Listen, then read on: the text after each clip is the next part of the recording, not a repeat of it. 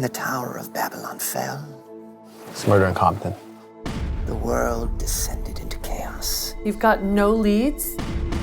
Fell into chaos. Not a one. Is there a murder in here? Oh, that I know of. From whence we came lie the ruins of 1,001 languages. Where are the bodies? Dead to you, dead to me, dead to all of us. This woman is I've been training who they say she is, to be or dead.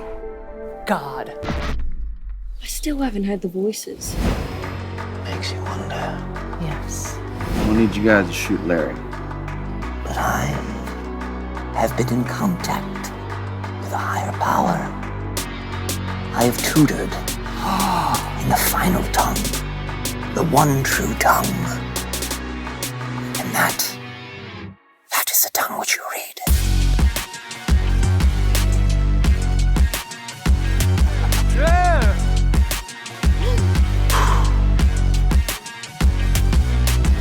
Nah.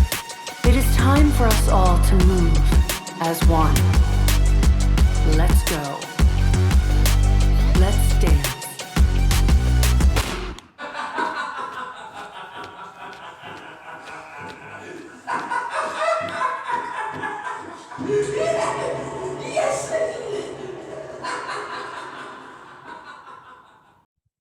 Hello, everyone, and welcome to another episode of The Breeze. Breezeway Productions The Breeze, where we bring you the latest in independent films and film festival news. And we have filmmaker Andrew Burton here with us today to talk about his film, All the Lord's Men. How are you, Andrew?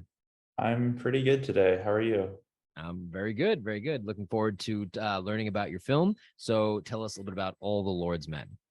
So All the Lord's Men is a comedy film. It centers around two kind of bozo detectives in Los Angeles who live in this cult, and they're pretty much spending the whole movie trying to solve a murder. It's kind of a plotless movie, to be frank with you, and that's kind of deliberate. I think like the main thing you'll get out of it is that these guys live in this cult with kind of like a cast of other kind of weird characters. And they all just kind of pass the time kind of just like doing their weird kind of hobbies that kind of like make up their day. So there is kind of like a murder to kind of drive a certain through line, but it's basically a movie that was made to kind of just be fun and pretty comedic, and it is a bit surreal, I guess. Anyway, so last month it was playing in like select theaters across the country and then a few other places around the world. And this month it's going to come out at the end of the month on all the streaming platforms. Nice. So you wrote this as well as directed it. Where did you get your inspiration in order to create this project about a cultish group of people? Yeah, okay. There's no grand story about my inspiration. I feel like what happened is I was just sitting in my room listening to 1980s kind of music for a long enough time. I had been watching the movie Kung Fury. I watching some kind of, there's a British comedy series I was watching at the time called Dark Place. Mm-hmm. It was canceled after one season, but it's quite good. I was watching Miami Vice, and just me living in that kind of world for a few months just kind of led to this thing kind of plopping out of my fingers, you know, and then it was a script, and then I made it. So it was just kind of like made because those were the vibes I was feeling, and then I thought it would be good on screen. Sure. Nice. Not everything has to have a grand story behind it. It could have just been dreamed up while you were sitting in your room doing all those things. So it's what led to the film itself. So tell me about your team that you had that helped put this together with you.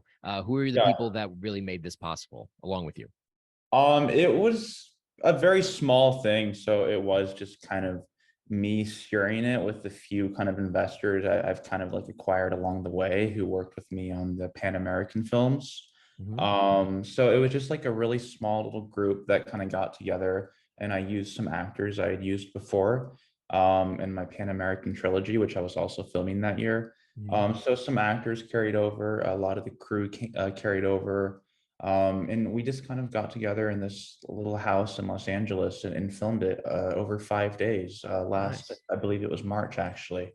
It was a little feature script, but we had like very limited means, hence the 5-day shoot schedule. But it was possible, and it like looks like it was made in like 30 days or something, because we were like firing on all cylinders, and like everyone kind of knew what their job was, and it worked out quite well, I think. Yeah, the trailer, which we showcased in the beginning before the interview, looked really awesome and well put together. And I have to ask about the song. The song that's used in it is really catchy, and I think it really blends well with it. What's the name of that song? That's a song called Bitch Mode by Bear. She's a very kind of multicultural artist. I believe she lives in Los Angeles. So she's really good. And the guy who put the trailer together is a guy called Brian Berkowitz. He has a company in LA called Snack Time Creative. And he works with some really good trailer editors, and they put a really nice trailer together, and they're doing my next film too. So Sweet. yeah, it's a good trailer. You know, I thought it was great. I mean, it really jumped out the screen at me, and I remember it. It shows the colorful characters, the people that are involved in it, and it definitely looks like a fun watch. So where can people go to find out more about this film, like a website, Facebook, and Instagram, things like that? You can find it at Burton Pictures. That's me / my company. So it's Instagram's Burton Pictures Entertainment. My website is burton.pictures. Yeah, just you can search for my name, Andrew Burton, and that's Burton Pictures, and you'll find out everything about this film and my next films. Right on. Well, it's good to keep cranking them out, and this film definitely looks very exciting and funny and interesting to watch. So we hope that everyone that watches this is able to check out All the Lord's Men from Andrew Burton, the director-writer, here with us today. I want to thank you for spending the time to come on the show and speak about your film All the Lord's Men on The Breeze. Thank you very much.